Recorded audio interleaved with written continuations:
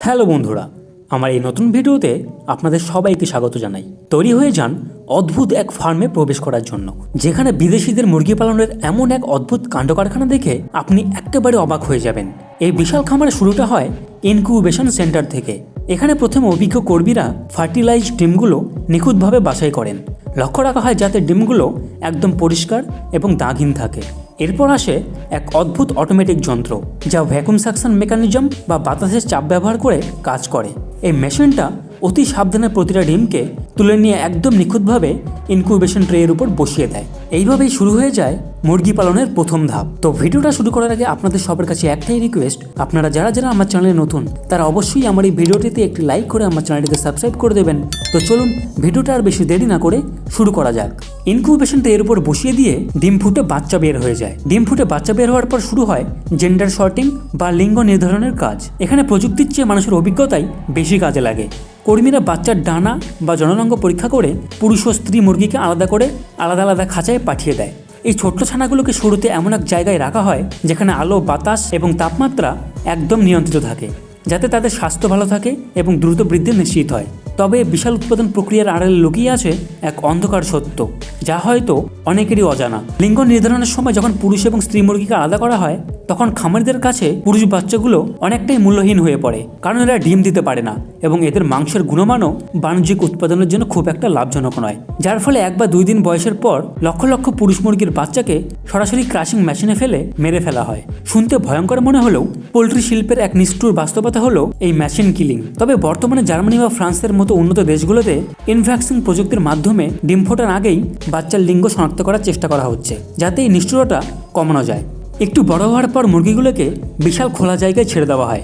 এই মুরগিগুলোর জন্য বিশেষ ধরনের আশ্রয়ের ব্যবস্থা থাকলেও দিনের বেশিরভাগ সময় তারা মনের আনন্দে বাইরেই ঘুরে বেড়ায়। সেখানে তারা ঘাস, ছোট পোকা বা দানা জাতীয় প্রাকৃতিক খাবার খেয়ে বেড়ে ওঠে। কিন্তু এই পদ্ধতিতে একটা বড় চ্যালেঞ্জ আছে, আর তা হলো বায়োসিকিউরিটি বা জৈব নিরাপত্তা। খোলা জায়গায় থাকায় এই মুরগিগুলি সহজেই বাইরের বন্যপ্রাণী বা ইঁদুরের সংস্পর্শে আসতে পারে, যা মারাত্মক রোগ জীবাণু ছড়ানোর ঝুঁকি তৈরি করে।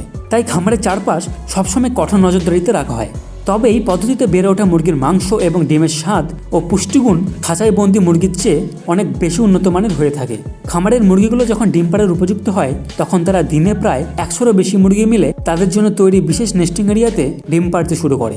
মুরগি ডিম পাড়া মাত্রই স্বয়ংক্রিয় সেন্সরের মাধ্যমে সেটি এক নরম কনভেয়ার বেল্টে গিয়ে পড়ে। মুরগি প্রতিদিন গড়ে 26 ঘন্টায় একটি করে ডিম দেয়, যার ফলে এই বিশাল খামারে প্রতিদিন 2 থেকে 5 লক্ষ ডিম সংগ্রহ করা কোনো ব্যাপারই নয়। এরপর ডিমগুলো চলে যায় উন্নত প্রযুক্তির ক্যান্ডেলিং সেকশনে। এখানে শক্তিশালী এলইডি লাইট বা ইমেজ সেন্সিং প্রযুক্তির মাধ্যমে প্রতিটি ডিমের ভেতরটা স্ক্যান করা হয়। যদি কোনো ডিমের খোসা পাতলা থাকে, ভেতরে রক্ত বা অন্যান্য কোনো ময়লা থাকে, কিংবা ভুলবশত ফার্টিলাইজড ভ্রূণ চলে আসে, তবে অটোমেটিক রোবোটিক আর্ম সেগুলোকে মুহূর্তের মধ্যেই লাইন থেকে সরিয়ে ফেলে। খাবারে সংগ্রহীত কোটি কোটি ডিমগুলোকে সরাসরি পাঠানো হয় অটোমেটিক ওয়াশিং সিস্টেমের ভেতর দিয়ে। বিশাল এই কারখানায় আধুনিক মেশিনগুলো ডিমের খোসায় সামান্য ফাটল না লাগিয়েই এর গায়ে লেগে থাকা ময়লা ও ব্যাকটেরিয়া পুরোপুরি ধুয়ে পরিষ্কার করে ফেলে। এরপর ওজন মাপার মেশিনে প্রতিটি ডিমের সঠিক ওজন নেওয়া হয় এবং সেগুলোকে সাইজ অনুযায়ী আলাদা আলাদা ক্যাটাগরিতে ভাগ করে প্যাকেজিংয়ে পাঠানো হয়। কারখানায় শুধু যে আস্ত ডিম প্যাক করা হয় তা কিন্তু নয়, এখানে তৈরি হয় জিভে জল আনা রোল্ড অমলেট। বিশাল এক যান্ত্রিক খাত। প্রতি ঘন্টায় প্রায় 5000 থেকে 10,000 ডিম ভেঙে ফেলা হয়। এরপর কুসুম বা সাদা অংশ আলাদা করে বা একসাথে মিশিয়ে বিশাল সব মিক্সিং ট্যাঙ্কে মশলা সহকারে ব্লেন্ড করা হয়। তারপর এই তরল ডিম একটি উত্তপ্ত ফ্রাইং কনভেয়ারের বেল্টের উপর ঢেলে দেওয়া হয়। এখানে 160 থেকে 180 ডিগ্রি সেলসিয়াস তাপমাত্রায় ডিমের আস্তরণটি ভাজা হতে থাকে। ভাজা হতে হতে একটি স্বয়ংক্রিয় মেকানিজমের মাধ্যমে রোলের মতো ভাঁজ হয়ে যায়। সবশেষে এই অমলেটগুলোকে দ্রুত ঠান্ডা করে ভ্যাকুয়াম প্যাক করা হয়, যাতে দীর্ঘদিন এগুলো সতেজ থাকে। অন্যদিকে মাংসের জন্য নির্ধারিত মুরগিগুলো প্রসেস করার জন্য ব্যবহার করা হয় সম্পূর্ণ ইনডোর বা বদ্ধ চেইন সিস্টেম।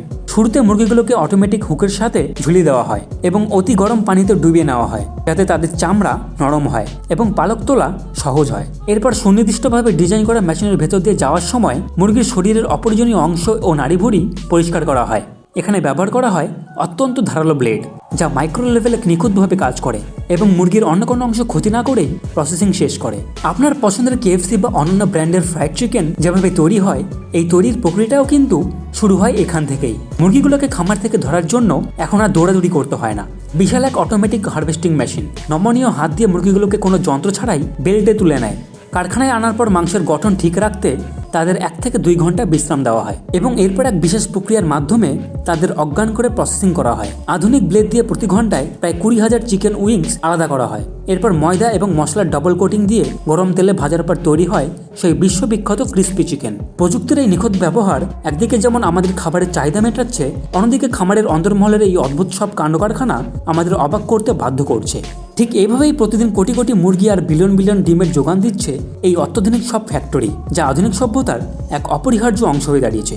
তো বন্ধুরা, এই ছিল আজকের ভিডিওটা আপনাদের কেমন লাগলো সেটা অবশ্যই আপনারা কমেন্ট করে জানাবেন এবং ভিডিওটা যদি আপনাদের ভালো লেগে থাকে তাহলে অবশ্যই আমার এই ভিডিওটিতে একটি লাইক করে আমার চ্যানেলটিকে সাবস্ক্রাইব করে দেবেন এবং অন্যদের সাথেও শেয়ার করে অন্যদেরকেও জানার সুযোগ করে দেবেন।